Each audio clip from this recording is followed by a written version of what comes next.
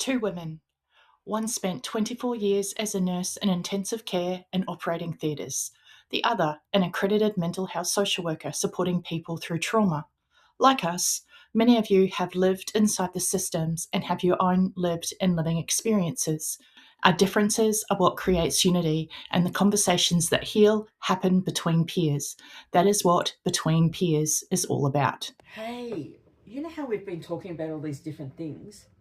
I decided, because for shits and giggles, this is how I roll, I put into my AI, define burnout, but humorous, unhinged, for our podcast, but it has to be true and really fucked up. Would you like to hear what it said? So you used AI? Yeah, I used AI. Which one? I used Claude. Okay, cool. Not that we're promoting Claude or anything. No. But remember, this is because we did some research before, and for my neurodivergent brain, it was like, that's fucking bullshit. I don't want to hear statistics. I don't want to hear that. It was just It was wrong. a lot of words. The words were wording really long.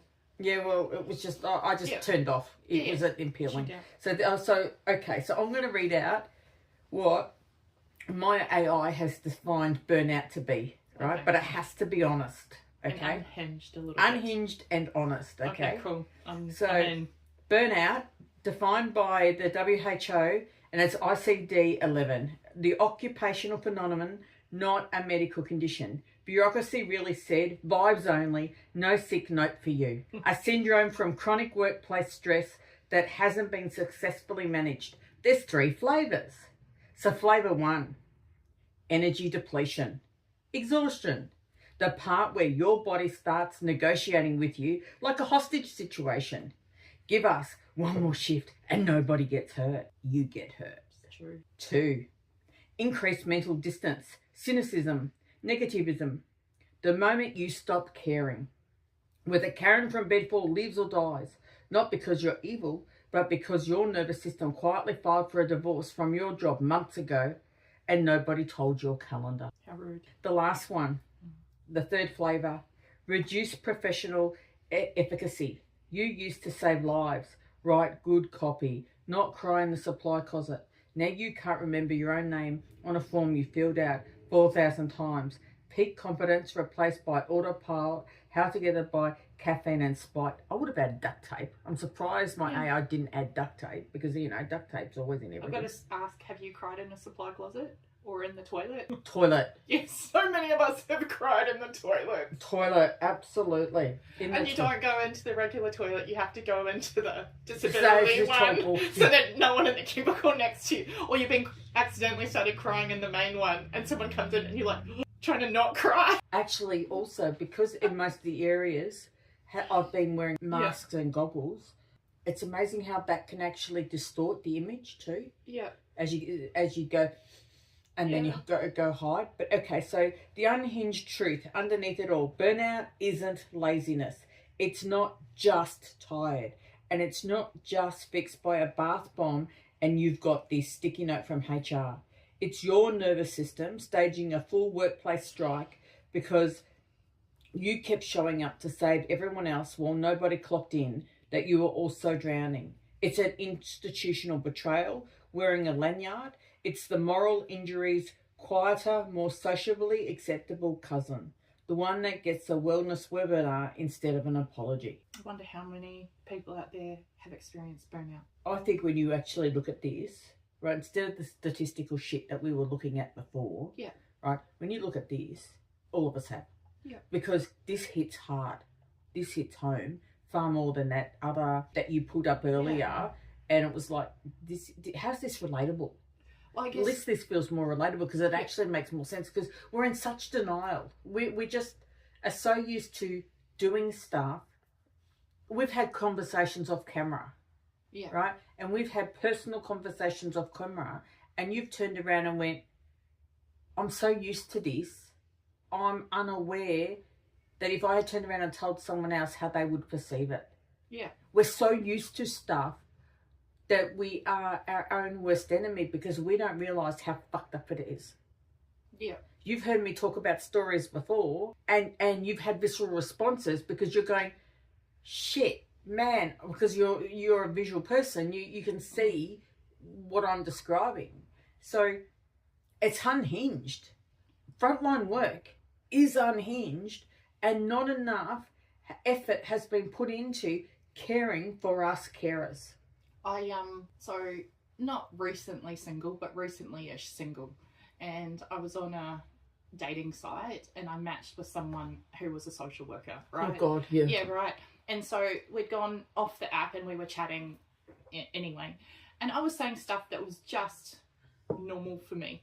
Just like, and it wasn't about patients or whatever. It was just like stuff to do with work and whatever. And he ghosted me. Of course he did. Because you would have been unhinged. Yeah, no. And I was just talking about just normal stuff. And I went to see, you know, my external supervisor, and I said this to her, and I said what I said, and I was like, I think I trauma dumped on him. And she was like, babe, you definitely trauma dumped on that poor boy. And I'm like, okay, so maybe I shouldn't be dating anytime soon or talking about what I do. And I thought, you know, he had been another social worker, right? He, you know, wasn't in social work now, and so I thought it was like normal for him. Like, isn't this the stuff that we talk about? I talk like, obviously nowhere near as much now, but when I talk about all the stuff that I've seen, witnessed, or partook in, or cared for, or look at me going, can we not do this? Like, yeah. No, we're trying to eat a meal, like. Right, exactly. And it's like, okay, but when can I actually talk about this to get it out of my nervous system? Like, what the hell? And we're not talking about specific patients or clients or anything like that. Nothing it's about, just like right? Everyday kind of stuff that we deal with. Absolutely. And I forget, like when I worked in sexual assault, for example, people would go, oh, I could never do that. Because I forget that most people could never do that. Normal people could never do that. I know, absolutely. Do you want to talk about... care fatigue. So I also put in my own, same AIs, same rules to define care fatigue. Do you want to talk about that? So care fatigue unfiltered. Not in the DSM, not in the ICD, like burnout gets to be. Because apparently caring for a dying parent or a disabled kid at 3 a.m. doesn't count as occupational if no one's paying you for it. Carer fatigue is the physical, emotional, and mental exhaustion that comes from sustained caring for a family member, a client, a patient, where the caring never clocks off because love doesn't have a shift roster. The brutal bits no one puts on the pamphlet. It's grief with no funeral. You're mourning a person who's still alive, the parent who doesn't recognise you, the partner who used to be your equal and is now someone you shower. Anticipatory grief on a loop with no closure date. Resentment lives right next to love, and that's not a moral failure. It's just what happens when your body keeps generating stress hormones for a threat that never resolves. You can adore someone and also fantasize about running away to a cabin with no phone signal. Both true. Neither makes you a monster. Compassion fatigue's ugliest sibling.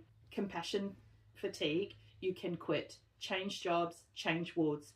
Carer fatigue, you often can't because the job is your mum, your kid, your marriage. The system counts on your guilt as unpaid infrastructure. Every hour you cover is an hour respite care doesn't have to fund. You're not coping admirably.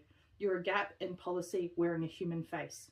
Depersonalization, same as burnout cynicism, except here it shows up as going through the motions of care, meds, meals, hoists, while feeling nothing and then hating yourself for feeling nothing about someone you'd die for. Okay, go back. Remember where you said the system counts on your guilt? Yes. Remember the story we told before in one of our other ones where you were talking about caring for your husband? Yeah. Yeah, it absolutely counted on my guilt then. Like, if you think about it, like, this resonates such a different way. Now, I then decided to put care fatigue, but as a frontline worker, into Claudie. Again, the same rules, same stipulations, okay? The version they don't put in the recruitment brochure. Yeah. You ready? Yeah. You didn't burn out from the work. You burned out from doing the work properly inside a system engineered to make the impossible. That's the bit that nobody tells you at orientation, right after they hand you the lanyard and the laminated values poster that nobody lived by since 2019. You signed up to save people. You got handed a spreadsheet. Nobody warned you that the front line would mean 40% patient care and 60% justifying your existence to a KPI dashboard designed by someone who never smelled a wart at 4 a.m. Moral injury is the real diagnosis. Burnout is just a paperwork version. You didn't get tired from caring too much. You got wrecked from being forced over and over to act against your own values, discharge the patient who isn't ready, skip the debrief, smile at the family because the roster said so, not your consciousness. Fuck, this hits home. The system doesn't run on competence. It runs on whoever hasn't quit yet. Congratulations! You're reliable now. Corporate speak for the trauma that hasn't made you get you competent at your job. You're competent at your job. Therefore, we'll give you. You'll throw everything at you. Yeah. Absolutely. So I'll say it again. Sorry. The system doesn't run on competence. It runs on whoever hasn't quit yet. Congratulations, you're reliable. Now, corporate speak for the trauma hasn't made you leave yet, so we'll keep piling it on. Yeah. Like dog shit. Yeah. Anyway, the next one. You start rationing your own humanity, not because you're callous, but because you literally cannot afford a full strength empathy for 8 people in a shift, every shift for years, without something in you going into low power mode. That's not a character flaw. That's a body doing its triage on itself. Yeah. And the last 2. The industry calls this resilience training. One PowerPoint on mindfulness, while the actual problem, unsafe ratios, no debriefing culture, leadership that has never once said sorry, stays exactly the same.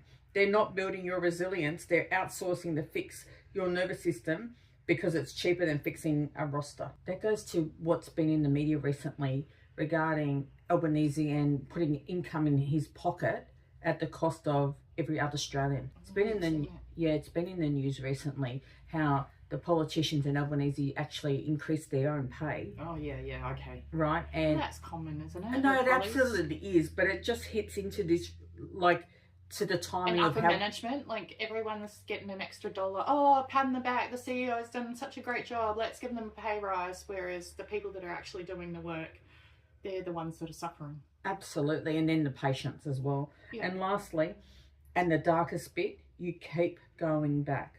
Not because it's fine, because you still somehow give a shit. And the system knows that's the one thing it can always exploit for free.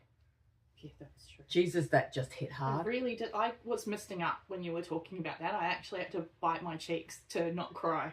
Oh, that just sent goosebumps. Like, God bless sometimes using AI, and this is one of the ones where it just puts into words exactly what we experience. Well, when I looked at the other one, the non-unhinged one, it was talking about Maslow's burnout inventory as a measure for understanding burnout. And when I actually looked at that, technically to that, I don't think I'm burnt out. Why? Because I still give a shit about the people I'm caring for, whether it's patients, whether it's, clients, whatever it is. It's not measuring the burnout from the system that we're working in. Does that make sense to you? Okay, say it again. So that measures burnout. Yes. And it did a little bit in that one too, by not caring or being numb towards your clients or your patients that you're working with. That's apparently the working definition, yeah. Right. Whereas I would say I've been burnt out recently, but I still care about my patients and, my clients, because I guess from my own lived experience, I still want to be the person that's there for them, but I'm burnt out by the system. And I know that I'm burnt out because as I walk in, or I'm sitting at my desk going, I hope my client cancels today. That's how I know. When I'm sitting in front of them, I can still be present and do the stuff that they need me to do. But when I'm not in that room with them, I'm like, I hope that they don't come in. And it's more the system that's burning me out. It's more management. It's more policies. It's more that, like an agency, wherever I'm working, political dynamics, that sort of stuff is what really impacts me.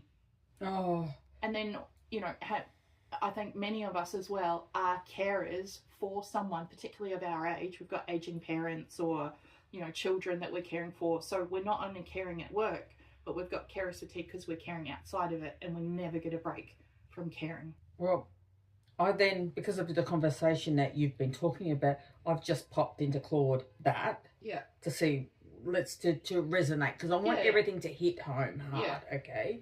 So system burnout, not patient burnout. Okay. The distinction that nobody makes because it's inconvenient. This is the one that they really don't want you to name because it points to the finger at management, not at your resilience.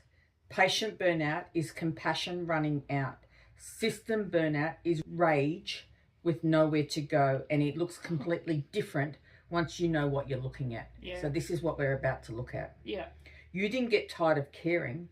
You got tired of caring for people who don't care back. The organisation, not the patients. Them you carry on your back through fire. It's the roster manager who never worked a floor shift, telling you just prioritise better. It's leadership issuing a wellness newsletter the same week that they cut your debrief time. Yeah, that's so true. It's well, they cut your debrief time. Yep. It's betrayal trauma with a payslip. You gave loyalty over time, your actual physical spine, and the institution gave back a laminated poster about our values and a performance review that dinged for you every time management the year your ward was down for staff. Yeah. You still love the work. You just can't stand the job. You run back into a code blue without blinking. You cannot, however, sit through one more meeting where someone with a clipboard and 0 clinical hours explains efficiencies. The gap, the loving, the calling hatred, the employer is the exact fault line burnout runs along. The cynicism turned outward instead of inward. Patient burnout makes you numb to people. System burnout makes you furious at the point of running the show. And then guilty for being furious because at least you have a job. Yeah. That resonates. Yeah. At least you're not on the floor doing my job, gaslighting dressed up as gratitude. It's the slowest kind of quitting. Nobody hands in notice the day the system breaks them. They hand in their notice 18 months later, calm as anything, and everyone's shocked. But you seemed fine. You weren't fine. You were doing the maths on how much more of yourself the organisation could take before nothing was left to extract. That one hits. I know that I'm not doing well when in my brain I go, F words, this is horrible. And then I go, at least I'm not in current war-torn country. Oh no. You know, that's where my brain goes. And then I feel But guilty. why do we have to just justify ourselves? Exactly. And then I feel guilty for feeling burnt out or woe is me or can the smallest violin in the world play just for me. I also do that in my brain when I'm feeling overwhelmed or system burnout or whatever, because I'm in a first world country. It can't be that bloody bad. Okay, so the last point that Claude was talking about, and the cruel irony, the system runs perfectly well on your burnout. Understaffing is cheaper than fixing understaffing. Your unpaid extra hour covering a gap isn't a failure of the roster. It is the roster. You're not the exception breaking under pressure. You're the design spec. Yeah, I remember a moment when I was working in youth mental health as a clinician, and I said to my boss, I can't handle at the moment another sexual assault case.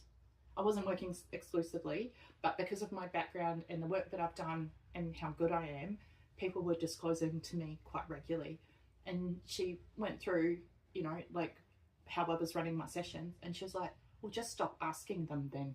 That was her, and I just went, oh, I need out. So, concluded, this is one of the sharpest blades for between peers. Patient burnout gets sympathy. System burnout gets you labelled as difficult. Yes. Yep. But I don't know that even gets you sympathy. Just your regular patient burnout anymore. Is kind of historically, I wouldn't say up. Now it's like toughen up, Buttercup. What did you expect? Look, and we've even been toughen up, Buttercup, in other podcasts. You know, where we've spoken about it, and we've mentioned that we're part of the problem potentially as well. Absolutely. Like, there's definitely a systemic shift, for good or bad. I don't know, but there's definitely a systemic shift.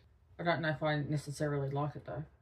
I'd like to hear other people's opinions around this, how they're managing, how they're coping, how we can be supports for each other. Well, that's the whole point. Like, yeah, exactly. The whole point between peers, the cost of caring, when you actually sit down and break it down, the system is literally against you.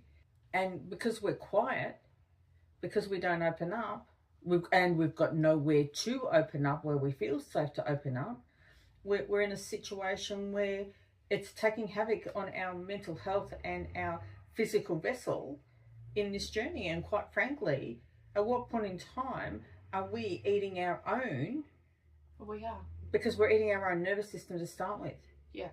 And if we don't stop and start caring for the carers, there won't be carers.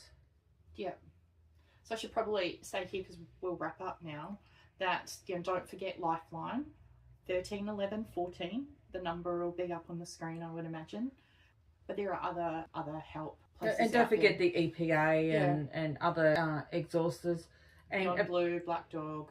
And at the end of the day, the eventual aim is that we would like to even create some meet and greets and to actually have a space where we can actually sit down and do literally a wine and wine, literally whining whilst whining, or the equivalent. Although it's really common within our industries for us to throw alcohol on it.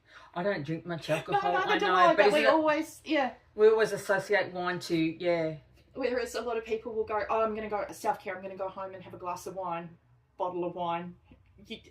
That doesn't help either, No. As a name, we don't necessarily mean you have to drink to be No, involved. but I just thought the name's great. Yeah, the name. I like the name. It's just me. It's how my mind works. Yeah, me too.